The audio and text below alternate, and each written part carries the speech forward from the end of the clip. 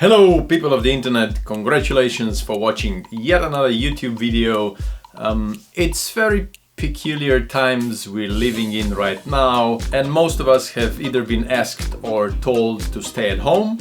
And in this video I would just like to talk about how to stay sane and creative while we're stuck in our home quarantines.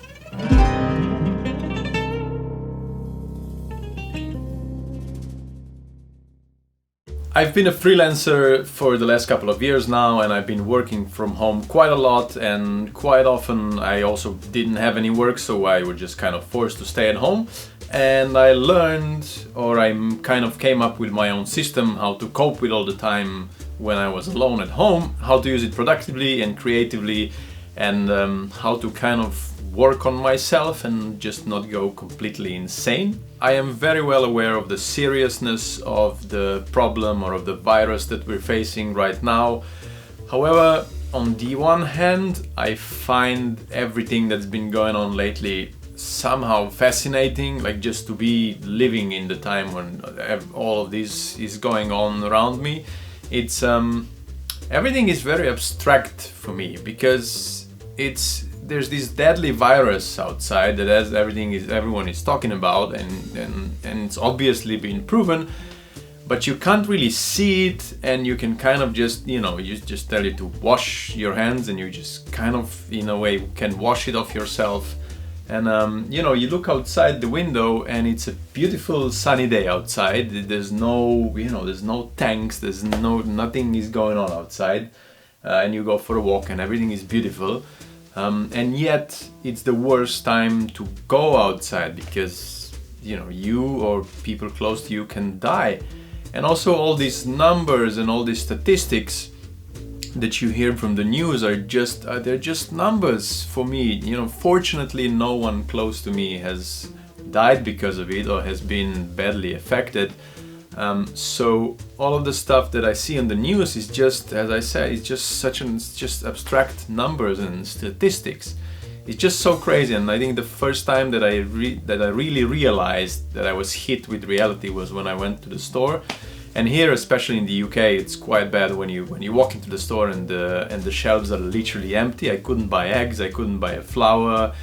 Luckily we have toilet paper, but it just strikes you and you kind of want to panic, which nicely brings me to my first point. There's 3 things you absolutely should not do. First thing is you shouldn't panic. We will eventually get out from this.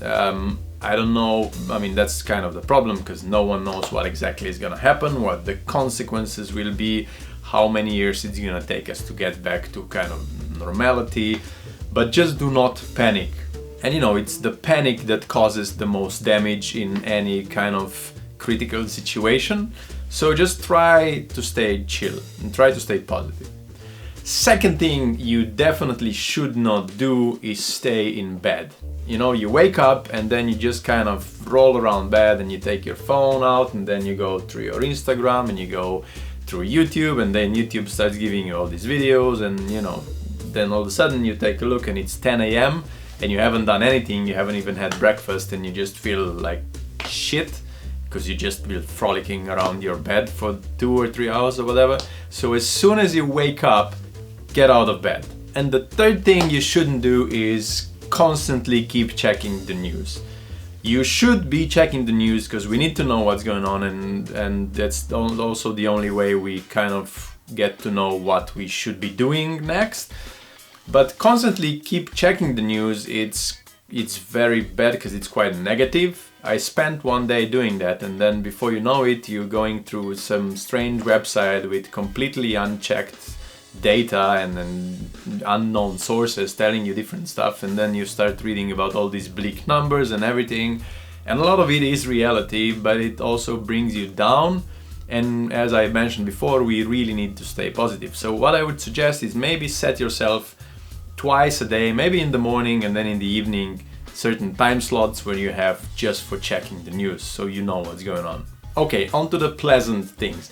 One thing that I've already mentioned a couple of times is try and stay positive. It's really hard, especially any single thing that you read, the first on the top of any news is going to be the number of deaths and then how it's going to affect the economy and everything, but still we need to get through this. So try to find the positive stuff in your life. For me, the thing that really helps me is running. I try to run every morning, or at least like 5 days a week. And what this does is it gives me the energy for the whole day, and it pumps me up with endorphins. So you're kind of high because the chemicals are pumping through you, and you feel really positive after this. And for me also, running has I've been running for the last couple of years. Running is kind of a meditative thing. I get a lot of ideas, a lot of films, as if I made so many films. Like the films that I've made, most of the ideas I got from running, and also my day-to-day things, also for these videos I get from running. I don't know what your thing is, what gives you a kick, what keeps you positive, but just make sure you stay fit and stay healthy, and then just think positive. Another thing that it's really helpful is create rituals, or have rituals every day. And this can be really simple. Like the ritual can be get out of bed, make your bed, go to the toilet, make breakfast, brush your teeth, and that's 5 things which are kind of essential for everyday life, but it's already a ritual. And once you do this, it's kind of, you don't think about them, and you've already began your day, and you already kind of feel productive, because like, okay, I've managed to do these things, let's go on to another thing. Have some sort of ritual, whatever you do, just put them on the list and do them every single day, and just kind of it stops you from questioning about stuff, and you wake up and you straight go on into doing stuff.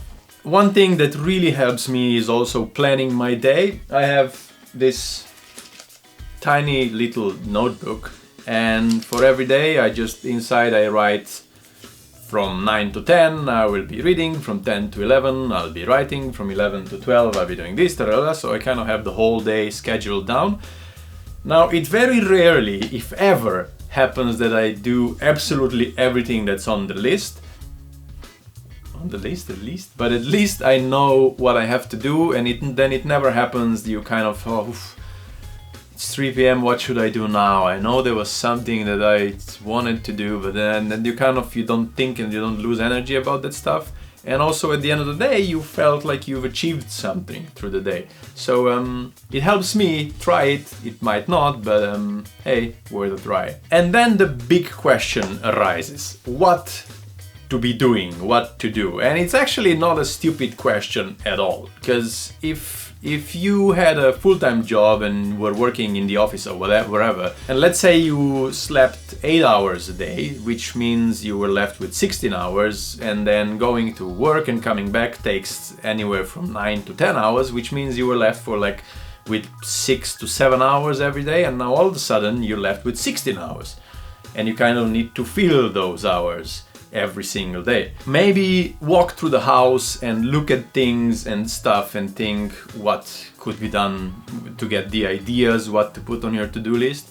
Next, think of all the things that you need or want to do but you never really had time, or maybe you always had an excuse for not having time, which is probably the case, and then do them. Like, I don't know, maybe update your portfolio, or edit your wedding video, or finally learn how to play the ukulele, or there's this masterclass on the web that you always wanted to do, or these books that you wanted to read. Which reminds me, read books. It's always good. Just keep your mind occupied with something. Remember how you always said that, oh, if I only had a few weeks off, I could have done this and this and this and that. Now these are your few weeks. Use them wisely. And the last thing, which I think is kind of almost the most important one, and everyone should at least give it a try, is every single day reserve one slot of time, regardless to how long it is, for creating whatever, just to put something out. You need to vent stuff. You need to, regardless to how you want to do it. Maybe you want to write a song. Maybe, as I said, you want to write books. Maybe you just want to write memoir or whatever.